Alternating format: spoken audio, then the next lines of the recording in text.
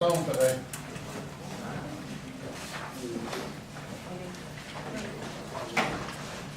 So once you get up there, once you start, we'll have 5 minutes, then we get 10 minutes of Q&A with you. I do have a one-page handout. I did make a copy of the PowerPoint in case you want to make notes.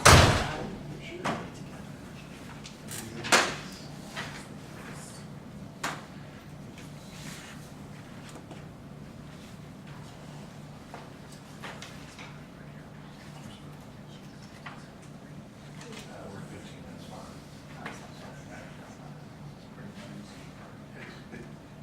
I'm glad we had a couple of these on us there.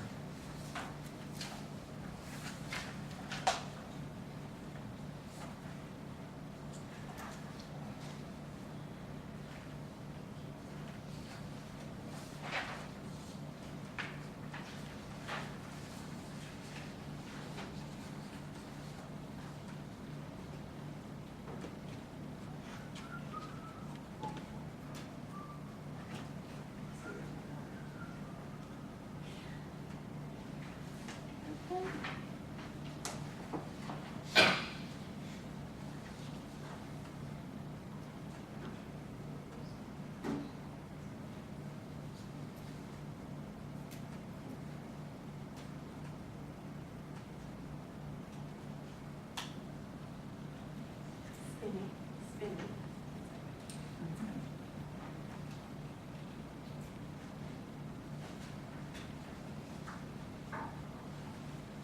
All right, whenever you're ready.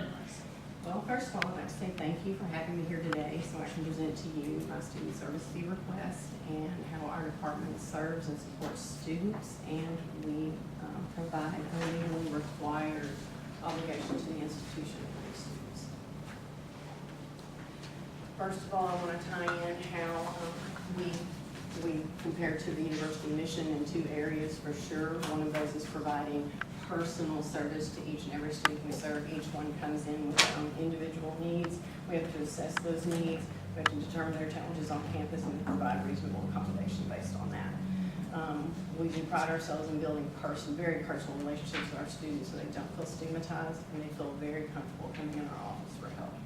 Secondly, we continuously work with the campus community to help ensure we're providing an accessible environment for our students, and that's not just in the classroom itself, but that's physically across campus and digitally across online and our website, etc. So those are things we constantly work towards.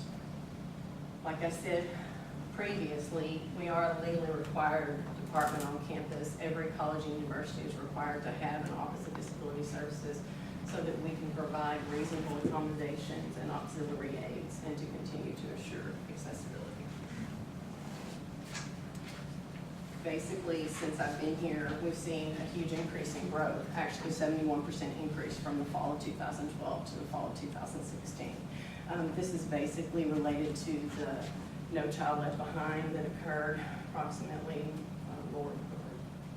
10 years ago at least, where we wanted to promote more students attending post-secondary institutions. And so that has served us well as increasing students with disabilities on campus. These are how our numbers stack up in relation to disabilities. As you can see, our number one is learning disability. Those are your students with dyslexia, dysgraphia, dyscalculia. They have a specific learning disability. Maybe it's in written expression. Then we have our ADD and our ADHD, which is a very large population. Our medical conditions and then our psychiatric disorders, as you know, Tomas talked about. That's the number one challenge right now for a lot of students on campus are mental health concerns. And also notice our autism. We have 19, and our students that are on the spectrum have very unique and specific challenges across campus, and it takes a great deal of patience sometimes and communication with stakeholders to ensure those students are served properly. One of the services we provide, especially for our hard of hearing and deaf students, are note-taking services. We also provide them for our students with ADHD and some of the learning disabilities. This just kind of shows you the increase in usage of those. And for us to have note takers and to have accountable note takers, we provide a stipend to those note takers. So we pay right now $50 per semester credit hour. We spend approximately $9,000 on note takers in the fall. Test administration is another thing that my office provides. We provide accommodations for testing for academics all across campus. So we provide different parameters for each exam, communicate with different instructors, different departments to ensure that exams are given properly. One of the biggest areas of cost for disability departments is interpreting services. That's one of the main areas that I focused on our request, because right now, as you can see, in 2016 and 2017, we've already spent $65,140.46. One of the reasons the cost here is so high is because we're in the rural area, we're not in the Dallas Metroplex, so we pay travel time, and we also have to use agency interpreters, which really costs us a lot of money. In the fall, I had 2 students that were using interpreters. One was in field work or social work. She graduated. Right now I have 1 student. This can change at any given moment. I could end up with 3 students in the fall. And so it can cost me a lot of money, and our department a lot of money. And you never know. It also covers card services for students who are deaf or hard of hearing, our funding request, and that's captioning access real time, like live classes online. We pay for that too. These are some of the additional services that my office provides. Like I said, exam administration, that could require a scribe, a reader, time extensions, assistive devices. Advising, we do meet with some of our students weekly on a one-to-one basis to help them and assist them with navigating their life and their classes and what's going on. Here's a rundown of our requests and our actuals over the last few years. This year, that's our request, $311,221. We've only increased it by the increase in salaries and benefits for this year. Time. Let's open it up for Q&A. So traditionally, when your funding request has not been met as over the past couple of years, how has your department coped with not having that request met? Well, I'm actually, if you know me, I'm actually pretty frugal about how we spend money, and we basically, if we have to spend it for a student need, we do, because we never know when a huge cost is going to be incurred on interpreters and et cetera. We do get a small 10% additional money, so 90% of our money comes from student service fees. We get an additional amount that's funded from the legislature, from the budget, and that's not much. That's about $15,000 and $16,000. We have 2 accounts. So, I mean, as that this is legally required, it is my suspicion that there are grants, state grants that address needs. No, there's No, I've actually researched grants before to see what there was out there to offer us, nothing specifically in our area. Now, we do currently receive some reimbursement for interpreters, but it doesn't even begin to cover the cost. And so anytime we have a student that's using an interpreter that is registered with DARS, we receive a small reimbursement for that student each semester, as long as we turn in the required paperwork. So, concerning the interpreters, so we're talking about sign language interpreter. Yes. For the hard of hearing. Yes. Yes. Would it be better if the Student Disabilities Resources Services Center was able to hire, decrease the travel costs, decrease? Ideally, that might be a great idea, but let me tell you how it really doesn't play out well. If you look at the graph for that slide, do you see the year we didn't spend any money on interpreters? So then you have basically a staff member that's being paid as an interpreter that's not interpreting. When I started here, we had an interpreter, and then we had such a decrease in students that it wasn't financially appropriate to continue to maintain that salary. So I get what you're saying. That's kind of one of those things, you never know what's going to happen. And plus, if you only have 1 interpreter, most classes that are any longer than an hour and 30 minutes require 2 interpreters. So then you're talking 2 salaries. And then you've got to have a place to house those people. And increase the cost. Reading that we do have PJCs within the area and a couple of other towns I would assume they might have a student in a given year who would need an interpreter. Is it ever possible for us to work with those other universities to coordinate schedules and defray some of these travel costs, or logistically, given the complexity of the student's individual schedule, is that just not possible? Yeah, I don't know if that would be possible. It's not something that I've actually heard of from other colleagues or things like that. We usually like to have our interpreters accessible when we need our interpreters, because there's also other times when you may need one, like if they need to go to an advising appointment or other appointments on campus where we're required to provide them tutoring services. You never know what will pop up. We did provide interpreters, or assisted actually the Academic Success Center in having one of our interpreters come and do tutoring with the student. They actually assisted in paying for that interpreter, because we used to cover that, but we can't anymore. We just financially do it. So other departments have to pay for those too. Just because I'm curious, when you say psychiatric as a disability, what does that mean? Well, we kind of categorize it as psychiatric, so that's anything mental illness-wise outside, anything in the DSM outside of ADD or ADHD, basically, and anything outside of the spectrum. So that would be anything from bipolar to schizophrenia to major depressive disorder to generalized anxiety disorder, things like that.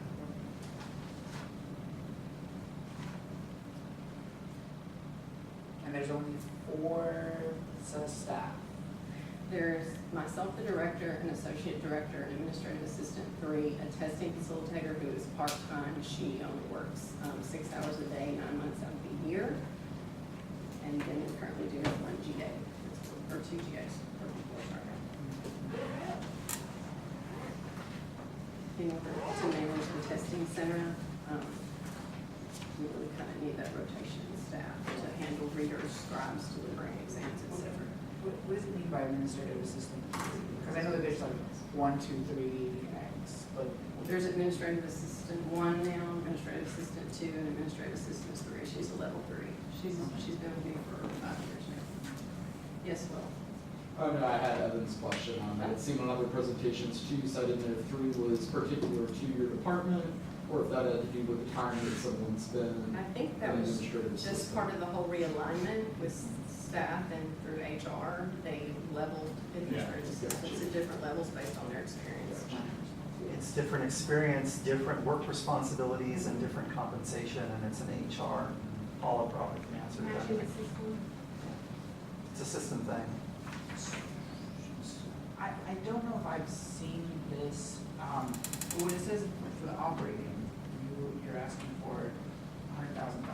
Yes. What was it in previous year, or the previous year? We requested $100,000 last year, but we did not receive the full 100, but we did receive the full amount of money to fund salaries. Right. Don't touch that. So what is that used for? What is it used for, and then what was the actual sort of the receipt? What was the, ask me that again. Say So that again. first, what do you use it for? And second, like for the amount of money you receive, how much of it? First and foremost, any operation is spent to provide accommodations or auxiliary aids to students, whether that be interpreters, whether that be assistive devices and technology for students with hard of hearing, whether it be note-taking services, whether it be other assistive technology that we're required to provide, things like that. So it's very different from my operating budget, which is copies and stuff like that.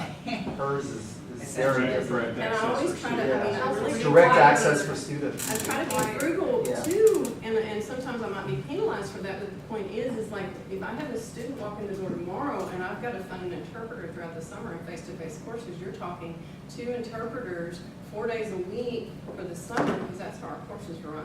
Right. So that's it's $82.50 an hour right now for them to drive from Dallas to come here for one week. They charge us 1 hour travel, and then they have $82.50 for each hour they're in the classroom. Where does your money come from if you go over budget? You have some unexpected expenses that all of a sudden, what Thank does that come goodness, from? I have not since I've been here, but I think it happened prior to me coming here. It was gonna come out of my innovation fund, but that It was, doesn't exist yeah, anymore, I so. can't- I don't even want to say this to you, but I see No it, innovation. I was looking at, I'm very scared this year. I was looking at the increase of services that are being requested and provided, and I'm not trying to. Yeah. We would have to pull it out of the emergency Yeah. student service But it would fee have fund. to. We'd have to pull it from somewhere, but because legally we're required to Yeah, that is, provide it. Rebecca, you're one of those essential services, your office is, and as we increase, as student growth increases, it only is a natural relation that you're gonna have more demands of needed services. And just to clarify with Dean Tomas, if we were to decide, or this committee were to decide that to decrease this, Yes. and word got out, something happened, we as a university or the student services could be sued, I would assume. Which is why Dr. Keck probably would not honor your recommendation once it got to him. Right. FYI. Because he's gonna look at it through a legal lens and he's gonna, that's when he would take his editing pen out and, yes. But yeah, you're right. It's we just couldn't do it. Right. Got about a minute left for any more questions for Rebecca. Nick said council would be more than happy to give you some money in case. Yeah, we talked about that the other night.